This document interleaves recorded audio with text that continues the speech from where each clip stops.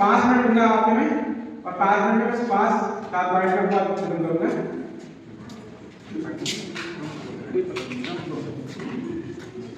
जैसे क्या है कि अचानक आपके घर में या अचानक रोड चलते कहीं एक्सीडेंट हो गया, या अचानक आपके घर में कोई बड़े बूढ़े बुजुर्ग बच्चा कोई भी बेहोश हो गया, तो आपने उसमें घबराहट हो जाते हैं कि मैं क्या करूं, मुझे तो जानकारी नहीं है। तो क्या करते हैं, लेके उसको अस्पताल की तरफ भागते हैं।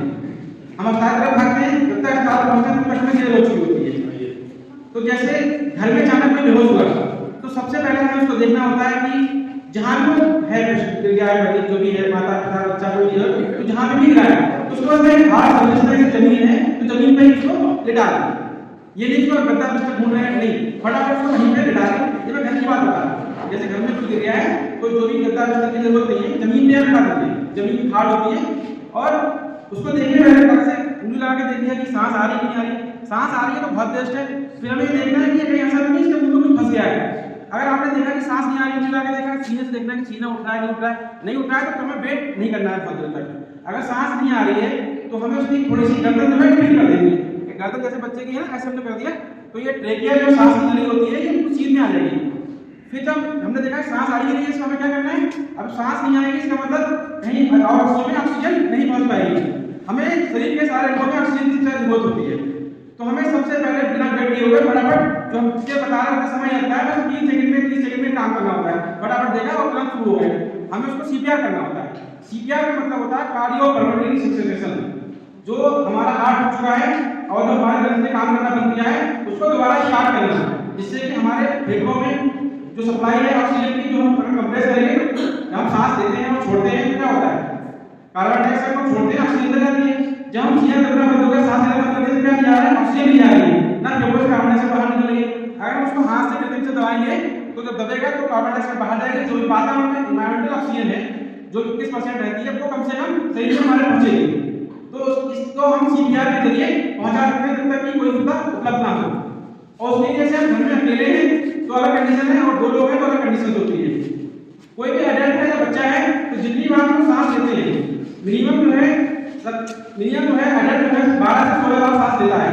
लेकिन इस कंडीशन में हमें 12 से 16 बार नहीं देखना है, हमें कम से कम 1 मिनट में 100 बार जो है सीधे कंप्रेस करना है। क्योंकि उधर तो हम पूरी सांस ले रहे हैं, जब हम लोग अब जीवित हैं या जो हमें सांस कॉन्शियस है, जब होश में हैं तो अपनी आवश्यकता अनुसार सांस ले भी रहे हैं और छोड़ भी रहे हैं। लेकिन उस समय क्या है, ऑक्सीजन को जो है हम खींच नहीं पा रहे हैं, हम जितना कंप्रेस कर रहे हैं उतना ही जा रहा है।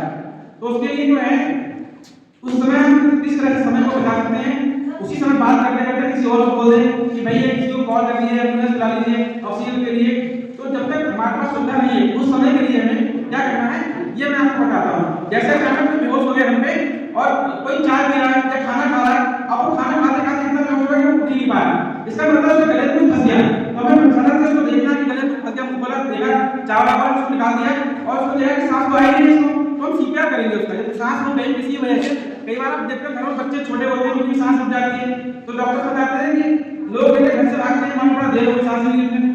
किन्हीं बच्चों की समस्या होती है, सांस रुक जाते हैं और जल्दी के लिए रोते रहेंगे फिर रुक जाएंगे सांस लेने के। तो हमें क्या कोई जैसे पिच कर देते हैं जैसे कि वो रो सके, उसकी सांस आ जाए। लेकिन ये कंडीशन है वो तो बेहोश हो गया, तो हमें क्या करना है, सीपीआर करना है। उसमें सीपीआर के लिए हमें स्टर्नम पर, चेस्ट पे, स्टर्नम पे दोनों हाथ जो है फोल्ड नहीं होनी चाहिए।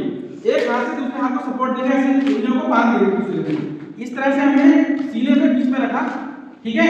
और घुटनों के बल, जैसे अभी तो मैं खड़ा हुआ हूं, जब हम लोग बेड पे हॉस्पिटल में होते हैं तो घुटनों के बल ऐसे बैठ जाते हैं, यहाँ पे बेड पे, और इसके बाद जमीन पे लेटा है, जमीन पे बैठ जाएंगे घुटनों पर और बैठ के उसको जो है सीपीआर करना शुरू कर देंगे। हमें 1 मिनट में 100 बार करना होता है। जब तक घर में कोई है तो अच्छी बात है, अपना लगातार 2 मिनट तक कर सकते हैं, आराम से करते रहें, आवाज लगाते रहें जिससे कोई और दूसरा आ जाए।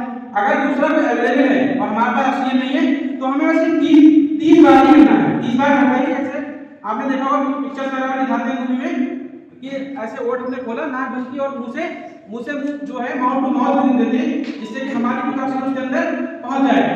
तो ये सीपीआर करके घर में है। कई बार क्या होता है, रोड चलते एक्सीडेंट हो जाता है, रोड पर गिर गया और उसके कहीं से ब्लीडिंग हुई, खून का थक्का उसके मुंह में जम गया, उसका दिल काम कर रहा है लेकिन जो खून का थक्का मुंह में जमा उसकी वजह सांस नहीं आ रही है। अगर खून के थक्के को निकाल दें तो सांस आना शुरू हो जाएगी।